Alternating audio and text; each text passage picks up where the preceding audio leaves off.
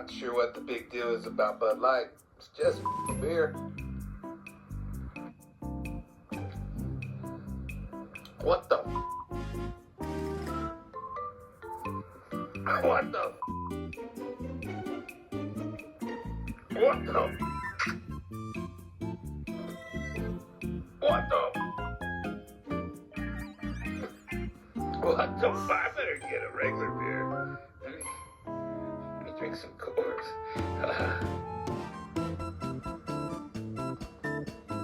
That's about it. She could do what she wants, though.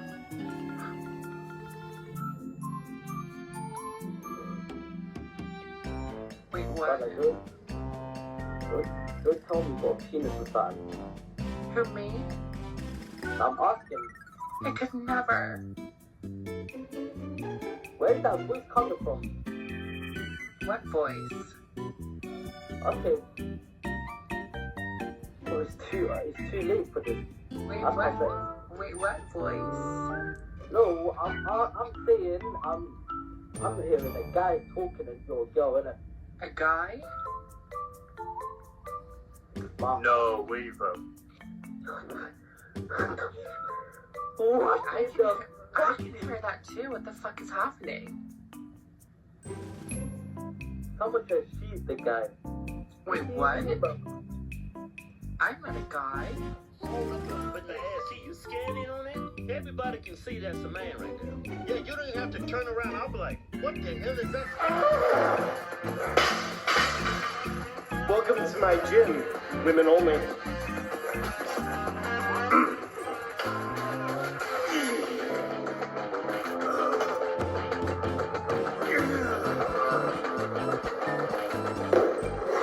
Today is a good day for me. The court ruled I can compete in women's powerlifting.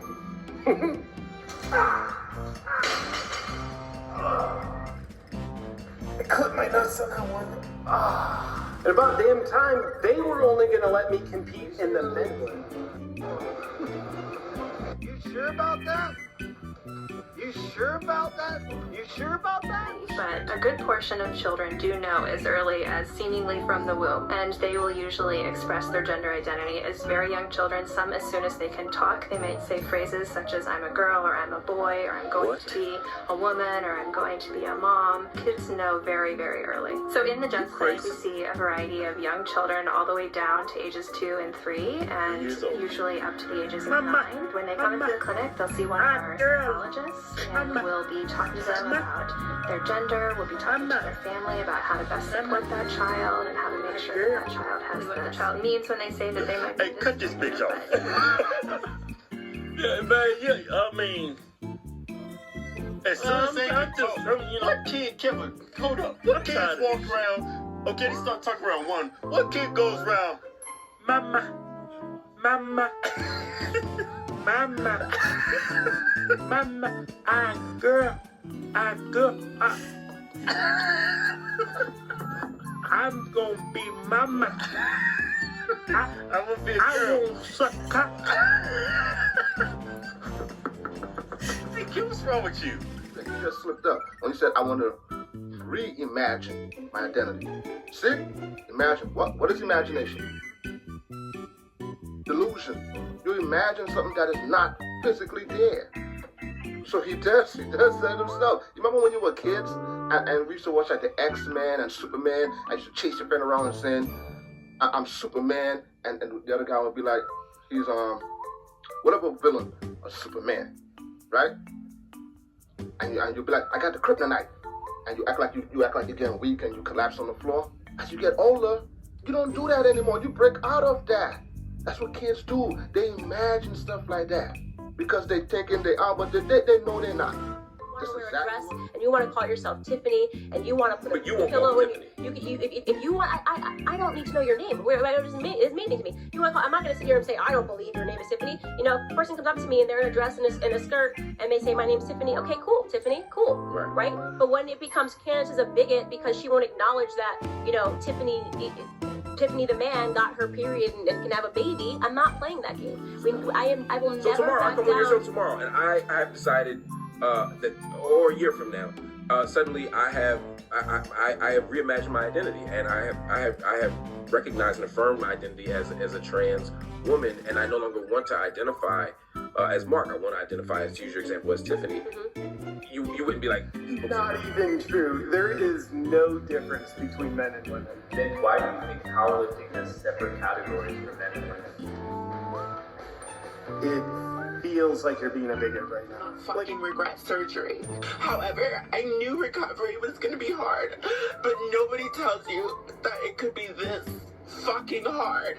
But yeah, I was diagnosed with vaginal stenosis, and if you don't know what that is, it's basically when scar tissue gets built up inside of the vaginal canal to the point where it's like extremely tight and uncomfortable. And the thing is, for the first year after getting bottom surgery, you have to dilate your vagina religiously because it's a brand new canal that needs to be kept open religiously for the first year. Really? And now that I have this stenosis, I physically cannot dilate. My vagina still has depth, but it's so tight to the point that it could start to close and form pockets that could lead to infection, which means that I have to get another surgery. I basically just have to get the surgery all over again and get my vagina replaced. And like, it's just so fucking annoying. And it just sucks because my vagina has made me so happy, happier than I've ever been. I finally feel comfortable in my body. It's so pretty on the outside.